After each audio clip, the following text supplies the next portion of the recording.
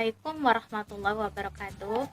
Perkenalkan, kami dari kelompok 1 akan mempresentasikan hasil makalah kami dengan saya sendiri Febriani Sapitri dan teman-teman saya yaitu Ahmad Nurdin, Nur Fitri, dan Sofialisa Tiara Yolanita.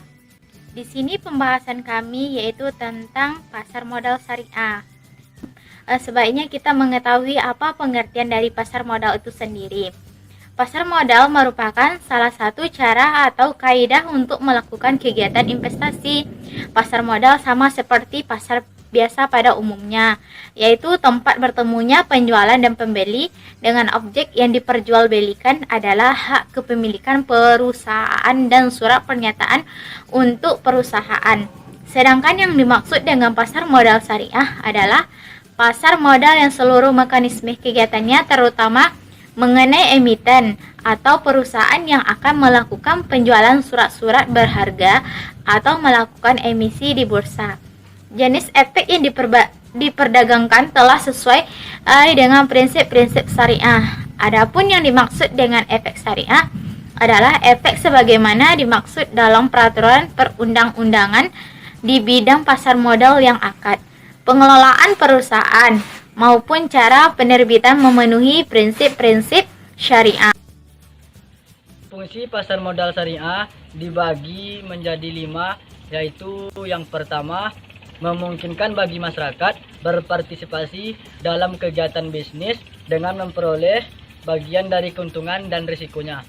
Yang kedua, memungkinkan para pemegang saham menjual sahamnya guna mendapatkan likuiditas. Yang ketiga, memungkinkan perusahaan meningkatkan modal dari luar untuk membangun dan mengembangkan lini produksinya. Yang keempat, memisahkan operasi kegiatan bisnis dari fluktuasi jangka pendek dan harga saham yang merupakan ciri umum pada pasar modal konvensional. Yang kelima, yaitu memungkinkan investasi pada ekonomi ini ditentukan oleh kinerja kegiatan bisnis sebagaimana tercium pada harga saham. Baiklah, yang selanjutnya yaitu karakteristik dari pasar modal syariah. Karakteristik dari pasar modal syariah ini telah terpapar di PPT, ada 7 bagian, yaitu yang pertama, bebas dari pemaksaan. Maksud dari bebas dari pemaksaan ini yaitu investor memiliki hak berinteraksi dan diberi kebebasan dalam hal bertransaksinya.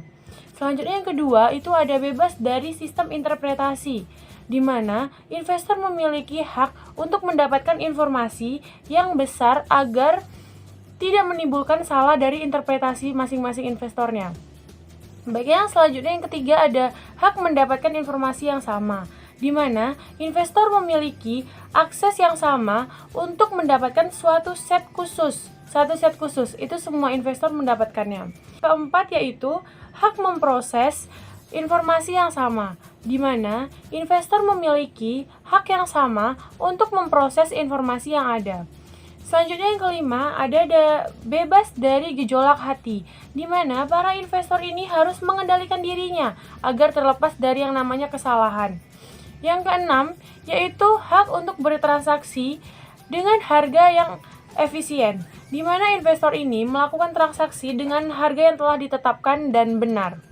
Yang terakhir yaitu ada hak memiliki tawar-menawar yang sama, di mana investor ini memiliki kekuatan untuk tawar-menawar yang sama dalam hal bernegosiasi.